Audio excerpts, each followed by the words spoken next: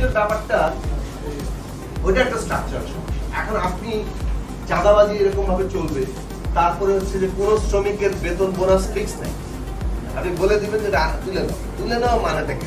সে তো রাত্রি ঘাড়ে একটা চাপা হবে। তো ঈদে বোনাস না পেলে শ্রমিকরা, হেল্পার হোক, সে ড্রাইভার হোক, সে ইয়ার হোক, তাদের স্বার্থটা কে দেখছে? তারা তো এটা মানে যাকে বলে যে অন্যদের কাছে পাসাল করছে যাত্রীদের উপরে, এবং সেই জায়গা থেকে ভালো তৈরি করছে।